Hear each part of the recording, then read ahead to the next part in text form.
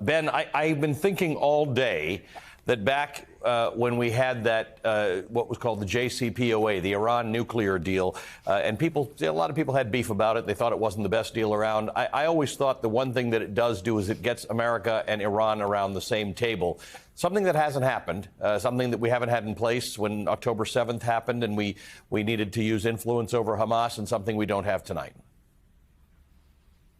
Yeah, no, that's right. I mean, during that nuclear deal, it obviously put a lid on the Iranian nuclear program. It also created a diplomatic framework for the U.S. and Iran to have direct discussions and try to resolve disputes and de-escalate tensions. It didn't solve every problem. I think the challenge that we're seeing here now, in addition to the fact, we haven't even mentioned the fact, Ali, that nuclear program is advanced to kind of the doorstep of the nuclear weapons capability. So that lurks in the backdrop here, too. But the other problem is just listen to the conversation we've been having, nobody's quite sure of everybody's intentions here. Right. There's the Iranian intentions. There's the intentions of the Houthis. There are the intentions of these proxy groups in Syria and Iraq. There are the intentions of Hezbollah in Lebanon. There are the intentions of Hamas.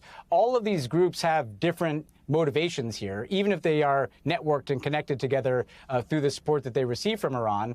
And the U.S. and Iran, I'm sure right now, are communicating probably largely through intermediaries, through the Chinese and the Qataris, the U.S. passing messages, telling the intermediaries, look, we have to do what we have to do to protect our people, back off, but we don't want a war with you.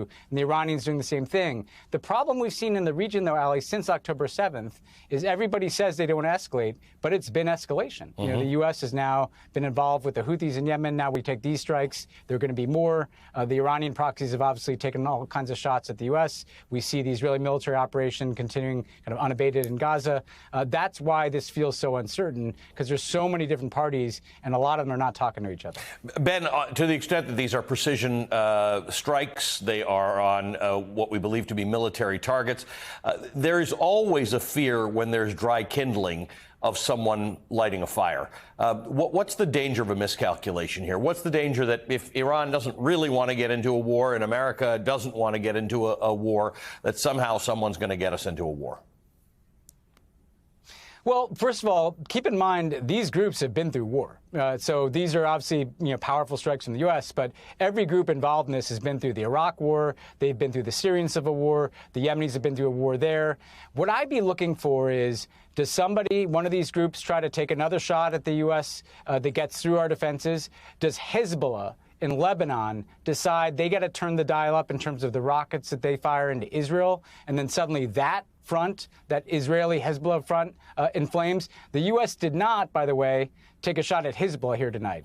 That's pretty careful. They're not taking a shot at Iran. They're not taking a shot at Hezbollah. It's going to be in Iraq, Syria, and probably Yemen so far. Does the Houthis, they clearly are not deterred. They're continuing to launch strikes in the Red Sea. Do they sink a ship?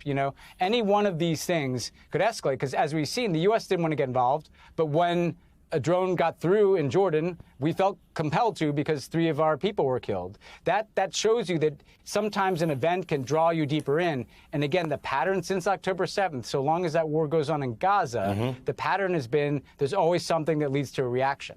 And Ben, there have been things that have happened in the last few days as it relates to Israel and Gaza that I see as somewhat hopeful. A hopeful idea is that there was the framework of a deal worked out between the Mossad and the CIA and the Egyptians and the Qataris. It was presented to the Israelis, despite the fact that Netanyahu said no chance. The Israelis have said we probably kind of accept the framework of this deal, and Hamas has done the same thing. They've said we're considering it. There are things that we want that are not in this deal, but not everybody did what they have typically been doing in recent weeks and saying forget it, we're not even thinking about this. Is there some sense that you've got that we may be moving toward a deal to get the release of the hostages and perhaps a ceasefire, if not an outright end to this war?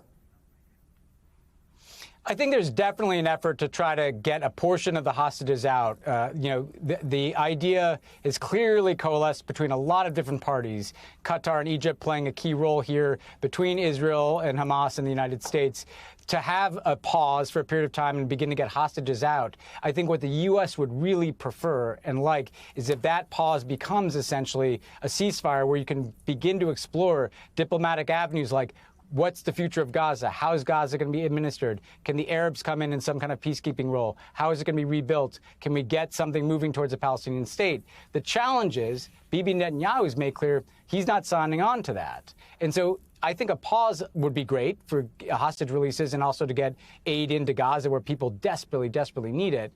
The challenge, though, is if it's not permanent and then there's a resumption of the war. We saw last time, once the war resumed again, the Israeli military operation resumed again, things went back up, temperature went back in the region again. So even this probably makes it a little more complicated to get that ceasefire going because, Israel may not want to show that it's backing down in the context of a regional escalation. Hamas may have Iranians saying now's not the time to stop the fight. So all this, you're playing multi-dimensional chess with a lot of actors. And to your original point about the JCPOA, diplomacy is something you do not just with your friends, you have to do with your adversaries. And we have to find ways to have channels that work in reducing tensions. If we really don't want a regional war, the only way to avoid it is to talk.